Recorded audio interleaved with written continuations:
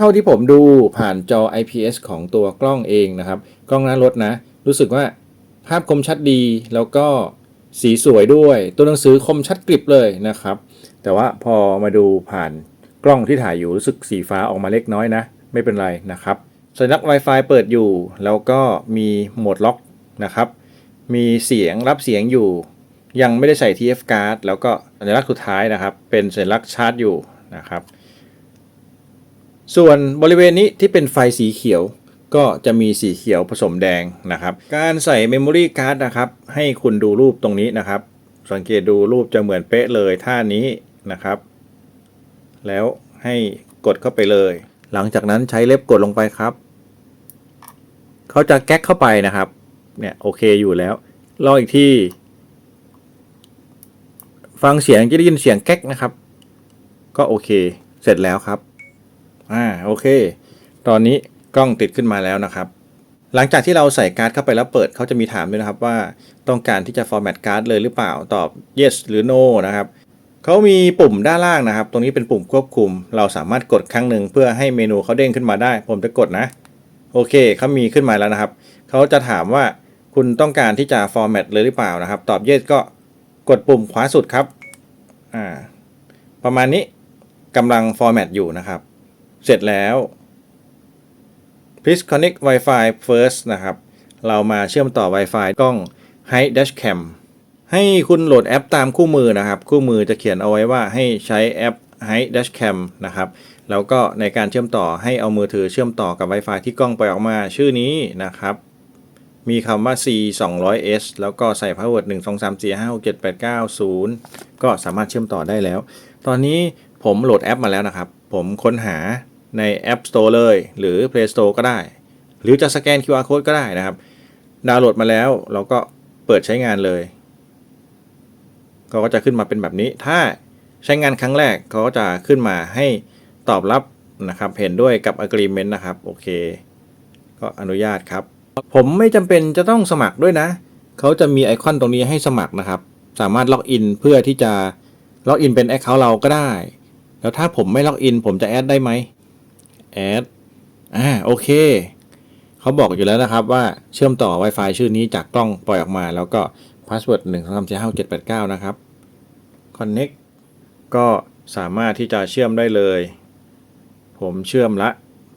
password นะครับ1 2 3 4 5 6 7 8 9 0แล้วก็เข้าร่วมโอเคเชื่อมต่อได้แล้วครับกลับมาที่แอปนะครับแอป High Vision ตรงนี้ High Dashcam นะครับแล้วก็ Connect เอาใหม่เขาบอกว่าเชื่อมต่ออีกครั้งหนึ่งก็กดกลับมาใหม่โอเค Wi-Fi Connect แล้วครับ Enter อนุญาตเท่านี้เลยไม่ต้องล็อกอินด้วยกด play ครับนี่นะครับเขาก็สามารถที่จะเห็นกล้องด้านหน้าแล้วครับชัดดีชัดแจ๋วด้วยโอ้โหถือว่าโอเคครับกล้องทำงานได้เร็วนะครับเราต้อง activate device ก่อนในกล้องเขาบอกว่าให้ activate device นะครับตามนี้ Wi-Fi เชื่อมต่ออยู่สัญลักษณ์บนกล้องเป็นสีเขียวนะครับ TF card ใส่ไปละลองดูสัญลักษณ์ TF card ไม่มีเครื่องหมายสีแดงแล้วนะครับโอเค activate ครับเขาบอกว่าจะต้องใส่พาสเวิร์ดให้กล้องก่อนนะครับตรงนี้เป็นพาสเวิร์ดการเชื่อมต่อนะครับใส่พาสเวิร์ดเสร็จแล้วก็กด activate ได้เลยครับโอเคเสร็จแล้วครับเขาถามว่าจะ connect กล้องหรือเปล่านะครับ connect เลยโอเคตอนนี้เราก็จะเห็นกล้องแบบเชื่อมต่อแล้วนะครับตัวกล้องก็จะครบถ้วนนะครับเริ่มบันทึกแล้วสังเกตดูตัวหนังสือสีแดงนะครับอยู่ทางซ้ายมือเป็นวินาทีเขาจะวิ่งไปเรื่อยๆนี่คือการบันทึกอยู่แล้วก็บริเวณไอคอนด้านล่างขวาก็จะเป็นสีแดงสลับเขียวคือเริ่มบันทึกอยู่นะครับ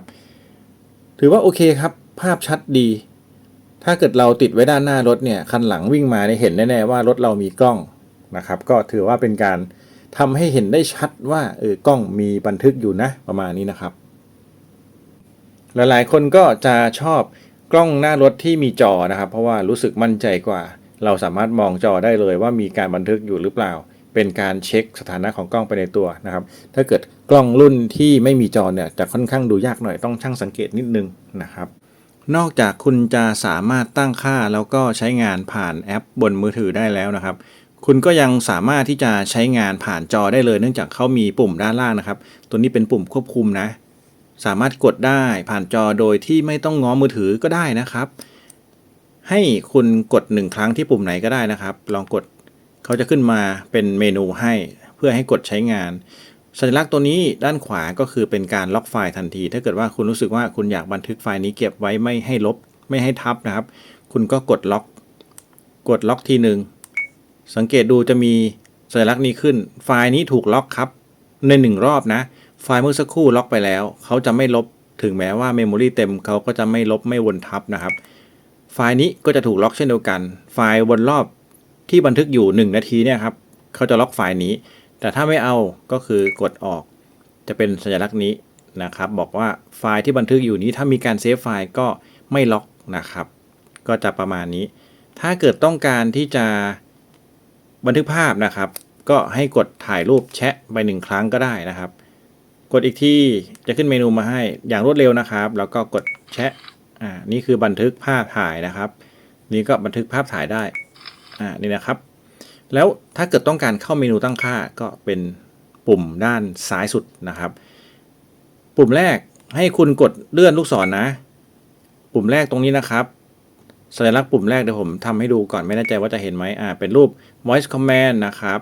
voice command ก็คือการสั่งงานด้วยเสียงลองเข้าไปดูหน่อยตรงนี้เขาจะบอกว่ามีประโยคอะไรบ้างที่สามารถสั่งด้วยเสียงได้นะครับจะลองสั่งงานด้วยเสียงนะครับ turn off screen turn off screen turn on screen turn on screen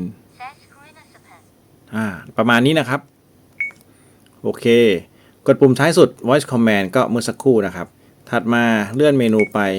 เป็นวิดีโอไทป์ตัวนี้เป็นเมนูของการดูวิดีโอย้อนหลังนะครับตัวนี้เป็น normal video ถ้าเกิดเรากดเข้าไปก็จะเป็นวิดีโอที่บันทึกเอาไว้แบบธรรมดาทั่วๆไปนะครับก็กดถอยออกมาดูวิดีโอแบบ emergency ครับตรงนี้ถ้าเกิดมีบันทึกวิดีโอแบบฉุกเฉินเอาไว้เขาก็จะอยู่ในนี้นะครับคุณสามารถกดที่เมนูนี้กลับไปกลับมาย้อนกลับได้เลยถ้ามีการถ่ายภาพนะครับก็จะอยู่ในนี้ภาพถ่ายที่เป็นช็อตที่เรากดเอาไว้นะครับโอเคแล้วก็ถัดมาเป็นการตั้งค่าครับ setting ทั่วไปเหมือนที่เราตั้งค่าผ่านในแอปเลยครับตัวนี้กดไปได้เรื่อยๆนะครับการ reset setup ก็ได้ format SD card ก็ได้นี่เป็นการตั้งค่าทั่วไปถัดมาเป็น parking mode ครับปกติควรจะต้องมีอุปกรณ์เสริมเพื่อที่จะเช็คว่ารถดับเครื่องยนต์แต่ยังมีไฟเลี้ยงอยู่นะครับเรากดเข้าไปเขาก็จะมีให้เลือกเป็นวิดีโอบันทึกแบบไหนแบบ time lapse ก็คือแบบเร่งรีวิดีโอนะครับแล้วก็ parking mode monitor ครับเขาจะมีให้เขียนว่าเป็น high หรือ low sensitive ขนาดไหนนะครับ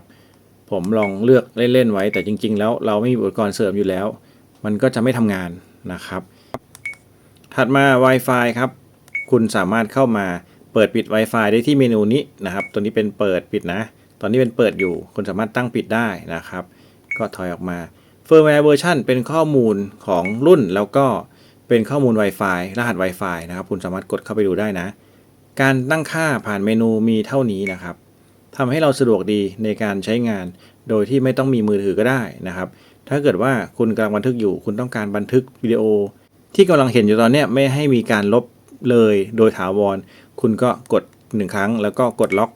ปล่อยให้เขาบันทึกจนจบ1นาทีเขาก็จะล็อกไว้เองนะครับปล่อยแค่นี้แหละแต่ถ้าเกิดว่าต้องการยกเลิก cancel ก็กดครั้งหนึ่งสัญลักษณ์รูปนี้จะเปลี่ยนมีไม่ล็อกนะครับก็ประมาณนี้สังเกตดูเวลาที่ผมเชื่อมต่อแอปบนมือถือเนี่ยเขาจะปรับเวลาให้ตรงตามมือถือเรียบร้อยแล้วนะครับก็เขาจะซิงค์เวลาเองนะการใช้งานค่อนข้างโอเคสะดวกดีนะครับ